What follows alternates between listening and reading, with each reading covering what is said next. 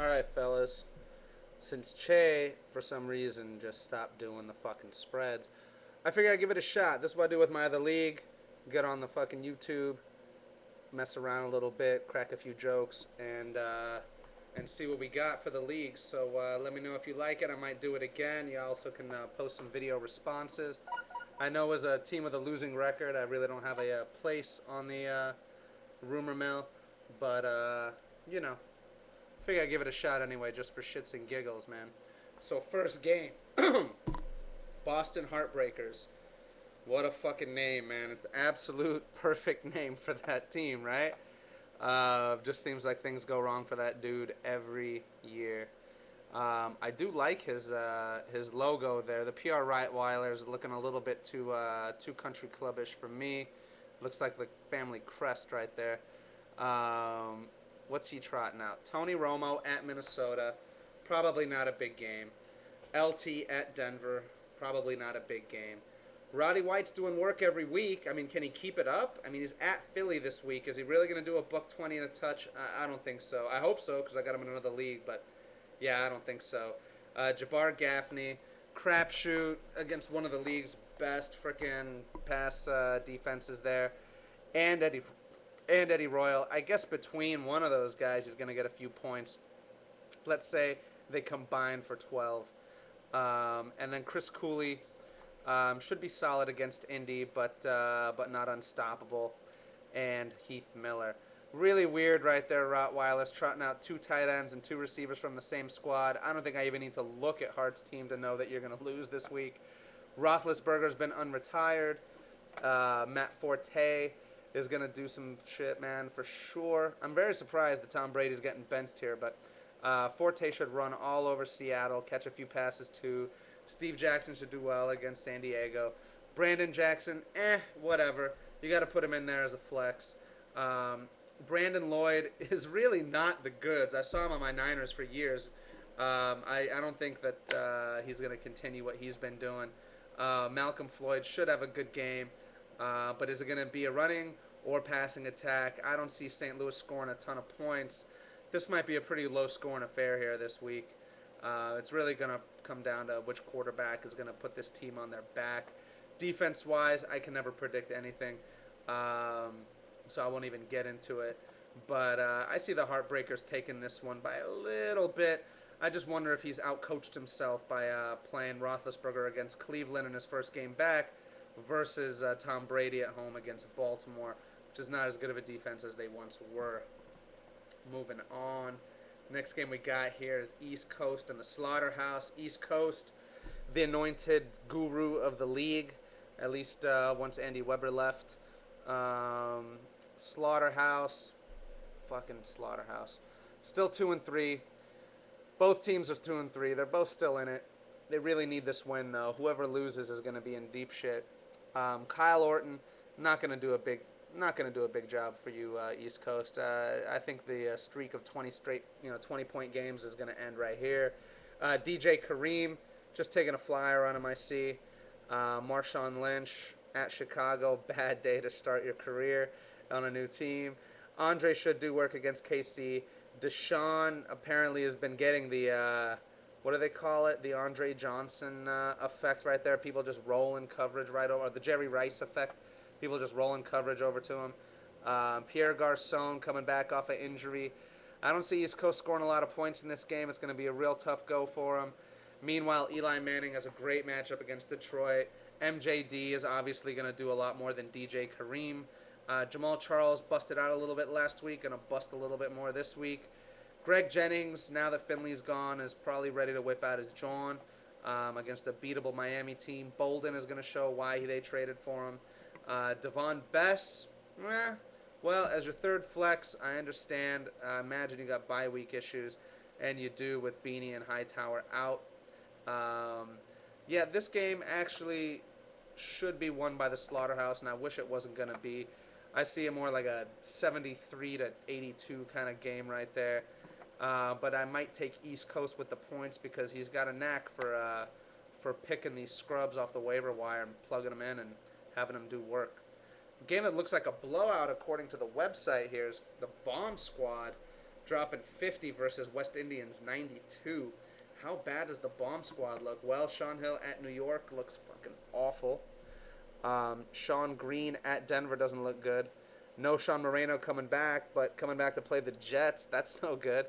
Um, Calvin might not even play, and if he does, he might just be a decoy. Anthony Armstrong just taking a flyer with that guy, huh? Man, that looks ugly. Caribbean looks awful. To quote, I forgot even who it was. I think it was Quan. That team just looks booty this week, man. I mean, I don't know how much better it looks on other weeks, but with the buys and injuries that guy's had, his team looks horrendous. West Indians going to win it.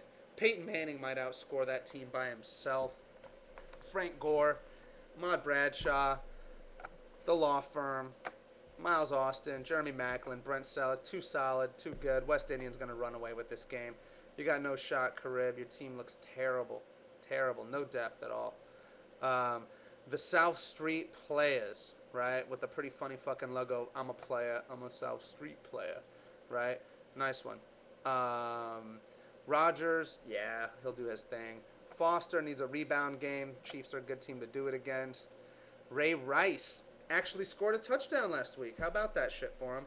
If he continues to get a little goal line work, then he might do some damage against New England. You can pass on New England, and he'll catch some passes.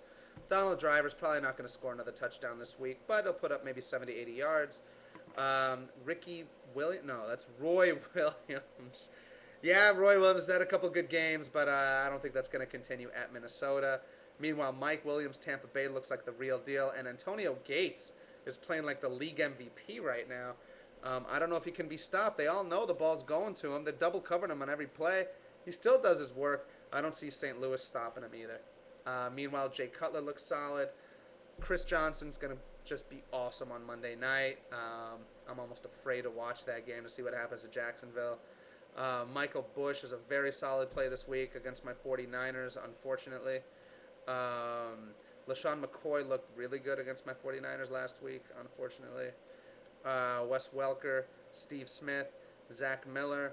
Yeah, pretty solid squad. I really don't know who to pick. Yeah, South Street has some big guns right there, but I see Rhode Island being a really, really solid squad. This is a pick 'em. There's no 10-point advantage here. It might just come down to defense. Bernard Pollard, Griffin, and Phillips. If they can get sacks and picks, I think PR is going to win this one. I'm sorry, Rhode Island's going to win this one. If his defense can force a couple turnovers. It's not going to be on tackles with those guys. And the Big Johnsons. He's basically blow up or shut up. A very surprised 3-2 team. Man, we were talking so much shit about your team before the season started, Jared. And you've been able to win 3 games, dude. So power to you. McNabb is serviceable against Indy for sure. Turner's looking for a rebound game. I think it's going to be tough at Philly, but he might get you 60 or 70 and a touch. I don't see him being ahead in that game and running for 22 carries like the website has here. Peterson should get his nut off against Dallas. I don't think their defense is as good as they are on paper. Reggie Wayne, I just traded for him in another league. Hopefully will have a good game at Washington. They can basically, Peyton basically knows where to put the ball, and Wayne should get a touch. Braylon Edwards, kind of a flyer, but Percy Harvin, man, looks like the fucking man, and I'm pissed that I didn't get him. And that defense right there, basically, I like the Landry pickup right there mid-season. I see you've totally revamped that D. Should be getting some tackles from those guys. You got everybody going in that Washington-Indy game right there. I wonder if you're a Skins fan like your bro. Meanwhile, Newark's got a lot of youth, a lot of really good young players. Matthews, Best, Nix seem pretty solid. Phil Rivers doing some more work. Great matchup at St. Louis. I really don't know how the Big Johnsons are going to really contend with that. I think those guys are going to drop 60 points together. Meanwhile, Santana Moss will negate a lot of what McNabb is going to do. Kenny Britt, can he catch another touch? Sure. Against Jacksonville, I don't see why he doesn't do 100 and a touch. Interestingly, the website has him for 3 catches, 102 yards, and a touch. He is a big play kind of receiver. So I don't know. This one's going to be interesting, man. Another very, very high-scoring game. Very tough to call. I think the matchups look. Excuse my burping. Been drinking a little beer here. I think the matchups are in Newark's favor, and I got to give it to the Newark Kingpins, who look like an underdog on the site. You got to take that one. And last but not least, oh, my matchup, yeah, with Bristol. Well, I need this win. I need us to both go to 3-3 here. Really not sure what to make of this one here. If a die starts at Washington, I'm still not that afraid of it. Ricky Williams versus Ronnie Brown, I'll take Ronnie any day. Drew Brees, I got him in another league, and I'll be rooting for him. I'll also be rooting for Matt Schaub because I got him in 2 leagues. And hopefully those guys will cancel each other out. Mendy will do better than a die. Ronnie Brown will do better than Ricky. And then it's up to Ryan Terrain versus Hines Ward. I'll take Terrain any day. Tolbert's going to steal a couple of goal line touches. Deion Branch and Randy Moss. Interesting. I think Randy should have a pretty decent game there. Don't know what they're going to do with Deion. Tony G at tight end. Solid. Dallas Clark should do better. I'm going to have to give myself a little bit of an edge in this game.